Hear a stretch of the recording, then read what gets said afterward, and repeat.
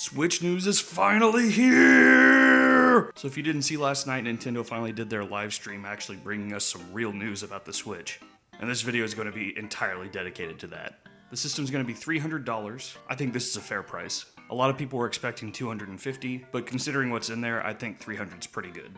The Joy-Con controllers were shown off. They have something called HD Rumble, which allows you to feel really fine detail. The example they used was holding a glass with a piece of ice in it. You can actually feel like you're holding a glass and feel the ice rumbling around, or feel water pouring in. Very high detail haptic feedback. This sounds like a really cool feature if it's used well. I think outside of the Nintendo Switch, this would be a really good feature for VR hand controllers.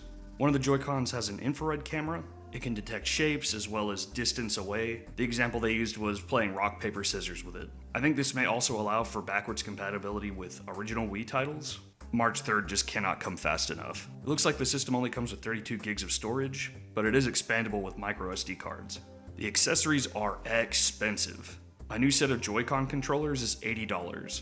I have to imagine the HD Rumble, the infrared camera, all the other sensor data that they have has to contribute to this high cost. It's also getting a paid online service. Hopefully that means it'll be a good online service. One interesting thing here is it looks like there's going to be a monthly NES or Super Nintendo game that comes with the online service, but it also sounds like you can only play it for a month, and it also sounds like it's been enhanced with online play? I'm really interested to see where this goes, but let's get into the games. First, they showed off 1-2 Switch, which is a game that you actually play facing another person. Each person holds one of the Joy-Con controllers, and it sounds like there's a lot of mini games, kind of tech demo sort of stuff. ARMS looks like it's a new IP. At first it seemed really gimmicky, but as they showed it off more and more, it seemed like it could be a lot of fun. It's like a boxing agility from a distance. It looks crazy. I expected we'd see Splatoon, but I didn't expect it to be a full-on sequel. We're actually getting Splatoon 2. It looks very similar. There is some new stuff, there's some new weapon types and other things like that, but it looks like it's running on the same engine, a lot of the same gameplay, but hopefully the system will be a lot more popular, allowing more people to get into Splatoon. Super Mario Odyssey was shown off. It looks like a lot of fun. It seems that Mario's hat is its own character in this game. He can throw it and use it as a platform. It looks bananas. Miyamoto has actually come out and said that this one is targeted more at core gamers. It's supposed to be along the lines of Super Mario Sunshine, Super Mario 64, rather than more easy like Super Mario Galaxy.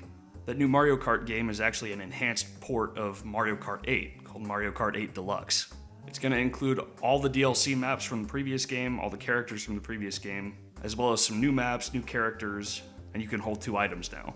The Skyrim footage shown off in the original teaser, apparently that's actually real. Skyrim is officially coming to the Switch. That'll be very cool. Monolith actually showed off a game, and I was totally expecting it to be a Xenoblade something. I definitely didn't expect it to be Xenoblade Chronicles 2. I figured it would be a sequel either to Xenoblade Chronicles X, or just Xenoblade Chronicles would just be its own series of totally separate games. But no, Xenoblade Chronicles, the original, is actually getting a sequel. And kinda out of nowhere, Fire Emblem is getting a Dynasty Warriors game, Fire Emblem Warriors. We didn't get to see too much of this, but I think that that's actually a really solid fit. Fire Emblem has a lot of big name characters across all of its games.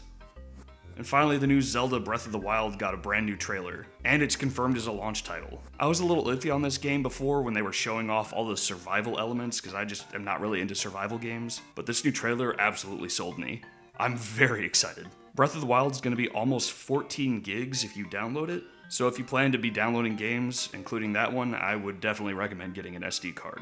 Zelda's also getting 2 collector's editions. One's called the Special Edition, the other one the Master Edition. They come with stuff like a soundtrack, a map, a carrying case for the Switch. The Master Edition actually comes with a Shrine of the Master Sword. It looks beautiful. I really want it, but it's sold out everywhere as far as I can find. Alright guys, that's the gist of the Switch news that I have for you today. I'm going to be out on Monday, but Andron will be filling in for me. Catch y'all next week.